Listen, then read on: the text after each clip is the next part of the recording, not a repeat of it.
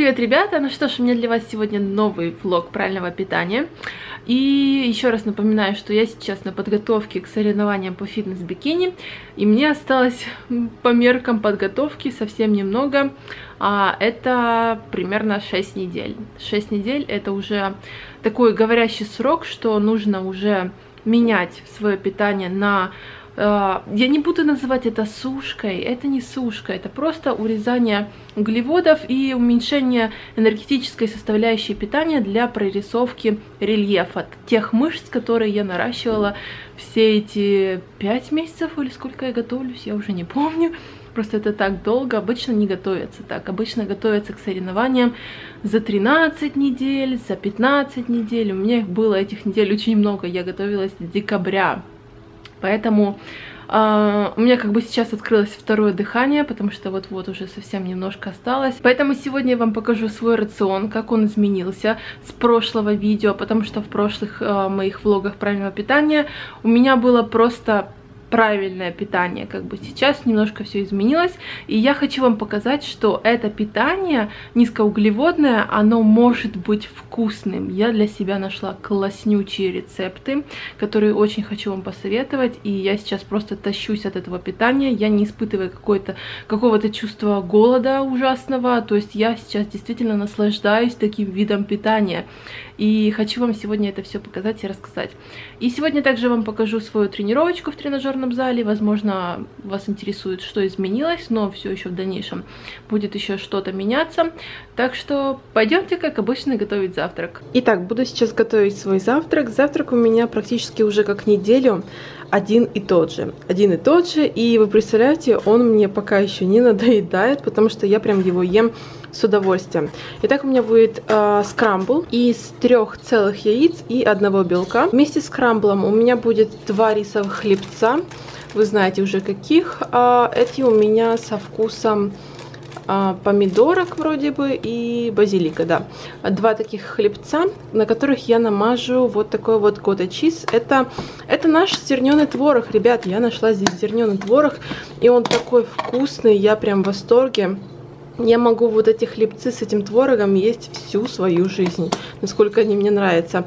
Сверху я еще немножко добавлю вот такой вот приправки, я тоже от нее в восторге. Это Mrs. Dash у меня с чесночком, и она идет без соли. И еще сверху хлебцов у меня будет зеленый лучок и немного огурца.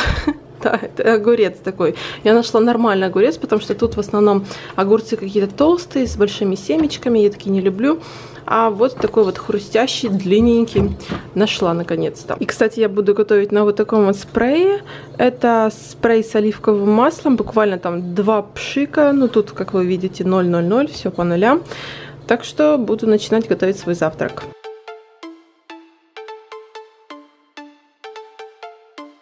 Я где-то столовую ложку добавляю обычно на хлебец, распространяю, и вы не поверите, насколько вкусно это все получается. Вот такие вот рисовые хлебцы. Ну, все зависит от вкуса хлебца. Могут быть просто рисовые, немножко соленые, или там с сыром, допустим, мне очень нравится, с разными ароматизаторами и так далее. Но на завтрак я себе позволяю вот такие вот хлебцы, которые там уже идут с разными там приправками и так далее, но в середине дня я ем просто рисовые хлебцы, если я их вообще ем.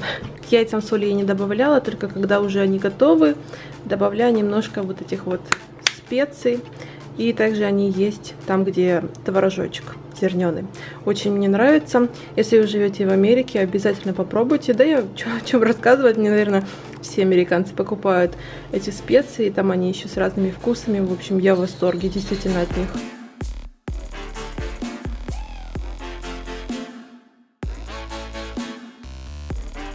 Каждое утро перед завтраком я также выпиваю стакан воды. Это у меня обычная чистая вода. Здесь в ней лимон и немножечко льда, который уже, кстати, растаял, потому что сейчас у нас жара невероятная. Лето наступило во Флориде, хотя оно было всегда. И мы выпиваем водичку с эмочкой. Я чуть-чуть оставляю для того, чтобы еще также допить все свои витаминки. Нет! Кстати, напишите в комментариях, запиваете ли вы еду водой. Раньше я всегда запивала, сейчас я уже, в принципе, этим не страдаю. Я перед едой обычно выпиваю стакан воды, это помогает как-то наполнить желудок, меньше хочется есть, быстрее наедаешься, в этом плюс от промывшей воды. Но я не сказала бы одновременно, что это вредно, как-то это плохо влияет на ваше пищеварение. Я в это не верю, просто я выпиваю эту же воду перед едой.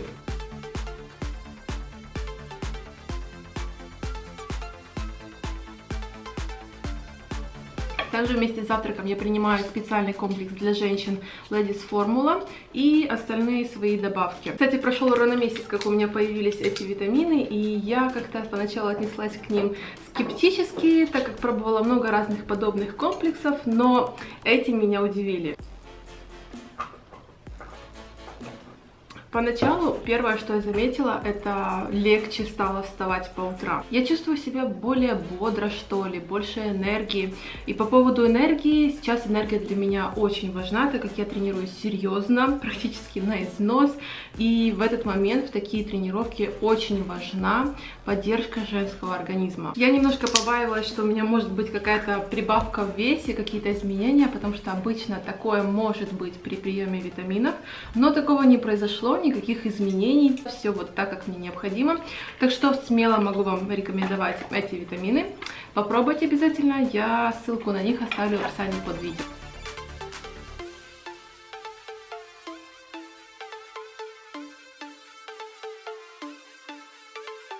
Мы уже собираемся на тренировку. Обычно мы ездим в тренажерный зал в первой половине дня. Но чаще всего так бывает, потому что мы вместе с Димой тренируемся, чтобы он меня не возил там одну, потом забирал, потом еще ехал, сам тренировался. В общем, так проще.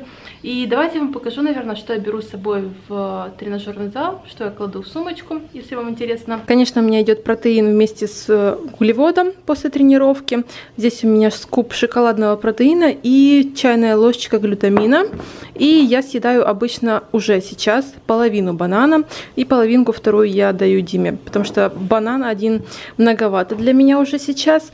Дальше, конечно, я беру с собой наушники Sudio, я их просто обожаю. Я вам говорила об этом в прошлом видео, многие спрашивали, где их взять, и я оставлю также ссылочку в описании под видео. Свой дневник тренировок я также беру, который мне нужно немножко заполнить, потому что иногда я его забываю и записываю свою тренировку в телефон, в заметки. Ну, обычно его заполняет Егор. Я просто передаю ему все данные, а он все это записывает.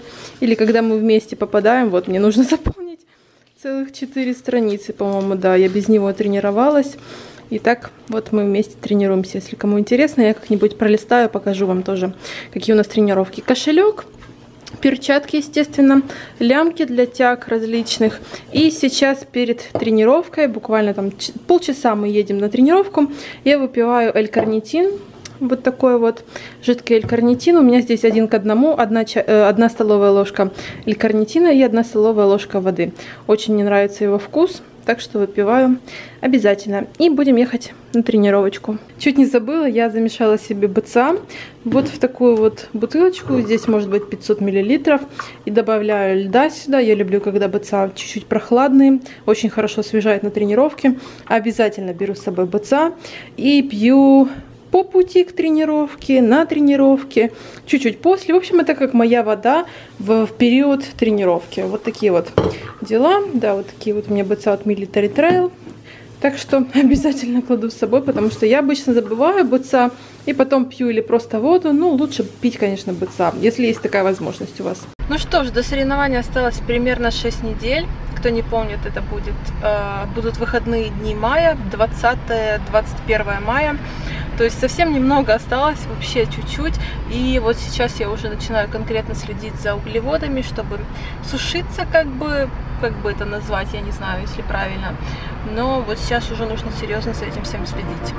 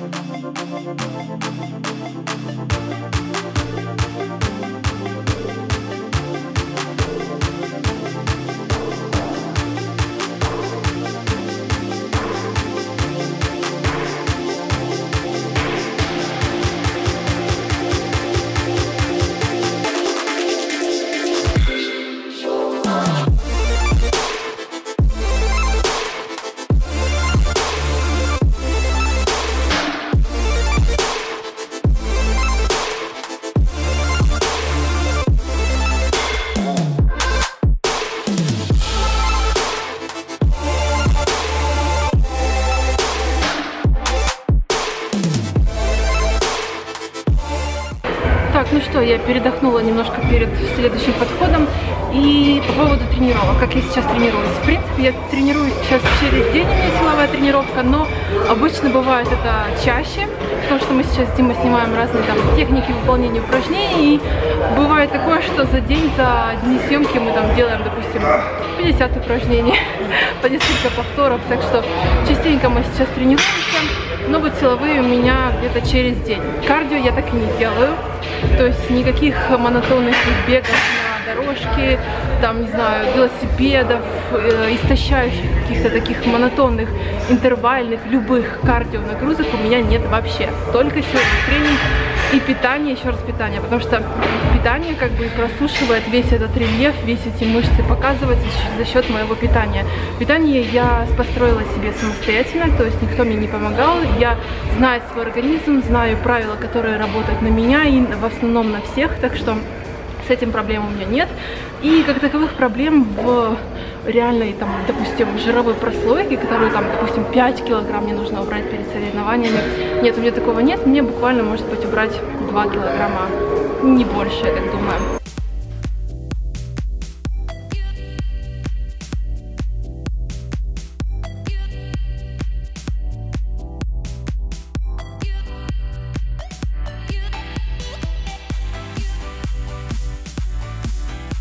Кстати говоря, еще такой момент, я за все время, как вот подготавливалась к выступлениям, сколько уже, практически полгода, ну 5 месяцев, ладно, я ни разу за все это время не качала пресс. То есть у меня не было никаких упражнений, там, скручиваний, подъемов корпуса, подъемов ног, ну вообще любых упражнений на пресс.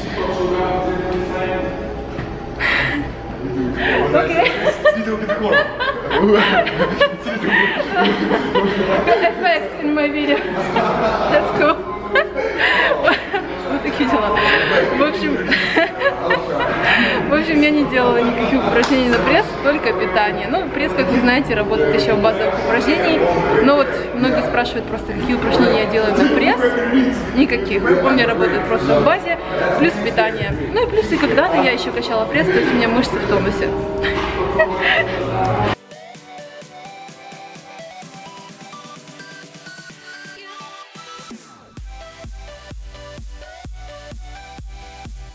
Ну что, ноги у меня закончены, остались только плечи.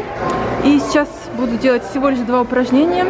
Это упражнение на задний пучок дельт, потому что, смотря на свое позирование, я вижу, что мне не хватает для пропорций визуальных задних дельт. И, в общем, второе еще упражнение будет просто на плечи, на средний пучок дельт. Ну, в общем, такое базовое упражнение, жим над головой. Так что давайте пойду возьму гантели и покажу вам эти 2 упражнения.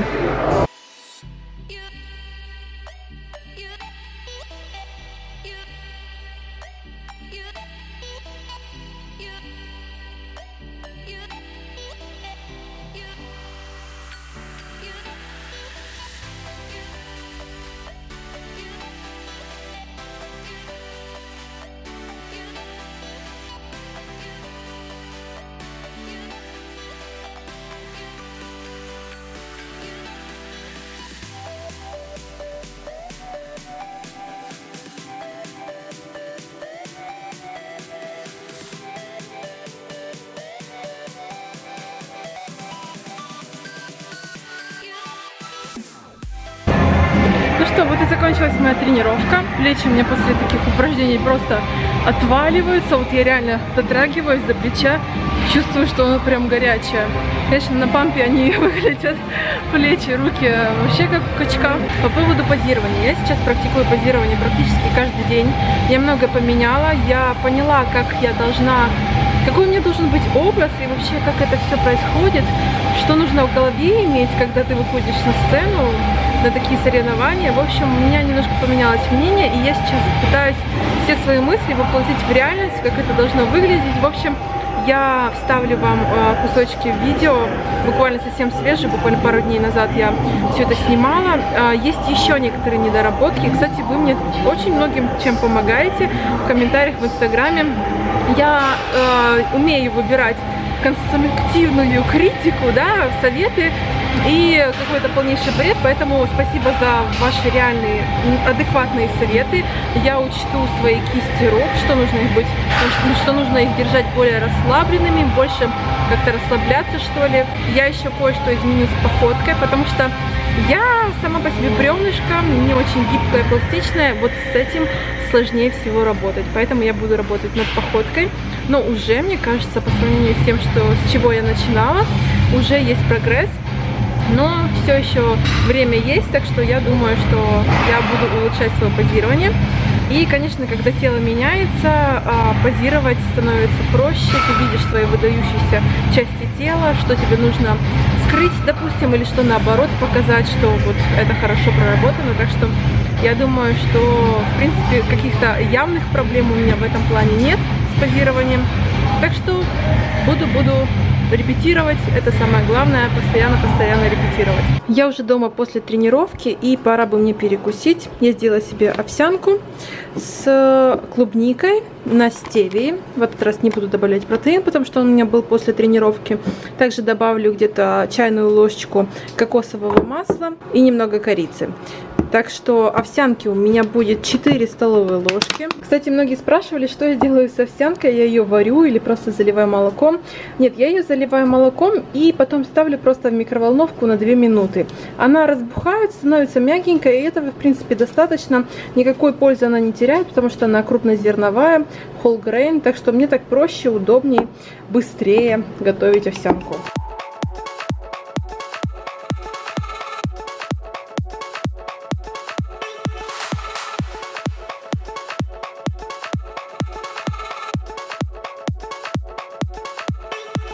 Ну что ж, пришло время обеда, и я уже почистила, разрезала куриную грудку на вот такие маленькие кусочки, также почистила немного чеснока. И вот так вот я храню куриную грудку вместе с чесноком. И делаю одно и то же. Одно и то же. Спасибо большое за ваши советы. Я в каком-то видео спрашивала, как лучше приготовить куриную грудку, ее сварить. И многие из вас советовали ее варить в пакете. И, в общем, что я делаю? Я добавляю примерно, я беру просто жменькой вот так вот это мясо, кладу в пакетик, добавляю, может быть, 3 головочки чеснока или 2, по-разному всегда бывает. И добавляю вот эти вот специи Mrs. Dash. Сегодня я купила вот новую с луком как-то. В общем, новенькая будет сегодня. И все, потом просто помещаю этот пакетик с куриной грудкой в воду. Готовлю, может быть, минут 15. Главное, чтобы не было внутри сырой грудка, потому что кусочки эти бывают иногда слепляются вместе и внутри может быть сырым. Так что лучше подольше поварить.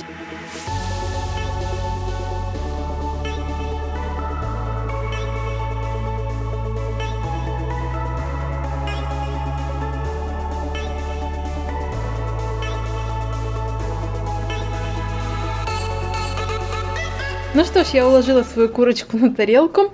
Здесь у меня еще сладкий перец, салат, листья салатика и половинка авокадо. Жиры я обязательно оставляю в неизменном состоянии в своем питании, 1 грамм на килограмм веса, потому что сейчас при минимальном количестве углеводов, при такой моей сушке, опять же, очень важно не потерять женское здоровье, чтобы все было в норме. Я за этим очень внимательно слежу, так что это для меня самое главное правило. И немножко добавлю вот такого соуса специально для салатов сверху вот этого салатика, примерно, столовая ложка, да, где-то у меня вышла. И, кстати говоря, вторая куриная грудка у меня остается в такой кастрюльке вместе с водой. И она остывает в этой воде, я ее не выкладываю для того, чтобы еще больше сока набрала куриная грудка. Это такой вот совет, если вы, допустим, делаете себе на 2 приема пищи, то лучше оставляйте мясо в кастрюльке с водой, с этим соком, чтобы оно еще сочнее было мясо. Так что обязательно пробуйте, если вы на каком-то низком углеводном питании сейчас или просто хотите попробовать новый вариант приготовления куриной грудки, это точно будет только польза для вашего организма. Кстати, хотела вам показать, что мне пришла на днях бижутерия для моих выступлений. У меня уже есть купальник, если вы помните, туфли, и вот не хватало бижутерии. Она вот с такого сайта заказала самостоятельно. И вот так это выглядит. Я решила взять себе два таких классических браслета. Мне почему-то кажется, что должны быть браслеты на двух руках. Может быть, допустим, если вы хотите браслет на одну руку, но на вторую, допустим, тоже что-нибудь должно быть, какое-то колечко, ну, или какой-то малюсенький браслетик, чтобы одна, ну, как бы гармонировала все. И вот такие шикарные сережки, все очень красиво, качественно смотрится. И самое главное, что это все, ну, настолько красиво блестит. Я специально вытащила все это на солнышко. Просто невероятный какой-то блеск такой. Действительно очень качественно все сделано. Сережки тоже очень хорошо блестят. В общем, я очень довольна. Надеюсь, на сцене с этими софитами будет такой же красивый блеск. Все это тоже поддерживается блеском от самого купальника. В общем, я довольна. Что я могу сказать? Конечно, потеря в объеме груди при сушке, при высушивании как бы жировой прослойки неизбежно. У меня и так там немного этого объема, а он идет еще больше, поэтому я прикупила здесь ваты немножко. Эти, как это называется? Такие вот подкладки под лифчик, они здесь были. Просто я буду как-то обшивать вот так вот ваткой эти подкладки, чтобы еще больше вытащить грудь, там, и ее остатки, чтобы это выглядело красиво, но в то же время не было слишком видно, что там реально какая-то вата. Так, поверьте, делают абсолютно все бикини. Это как бы не нововведение, и это не мой бздык какой-то ссывать вату себе в лифчики. Так делают абсолютно все для того, чтобы вытащить грудь, ее остатки, потому что если у вас натуральная грудь и вы готовитесь к соревнованиям, уйдет очень много. Ну, уйдет достаточно много, но нужно будет что-то с этим делать, чтобы это все гармонично смотрелось. Я думала о увеличении груди.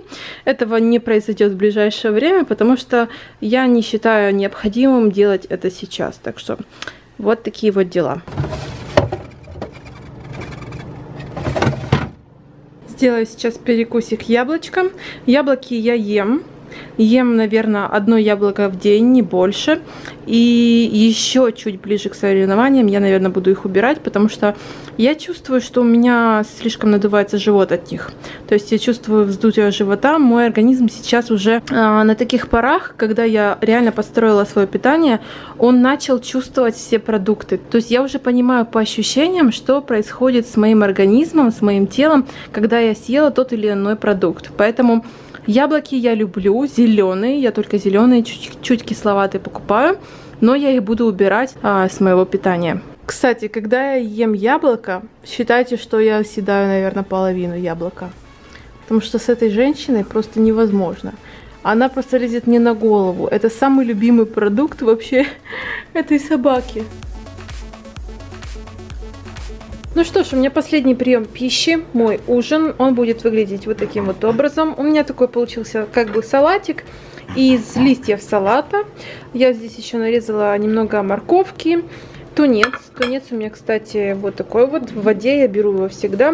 Вот такая вот баночка, всего 80 центов. Очень экономно, мне очень нравится. Также я добавила сюда 2 белка яиц без желтков. Если вы помните, утром я ела 3 целых яйца и 1 белок. И вот такой вот хлебец с сыром, который я уже вам показывала. Сегодня купили новые упаковочки. Вот, в принципе, и все. Это мой последний прием пищи.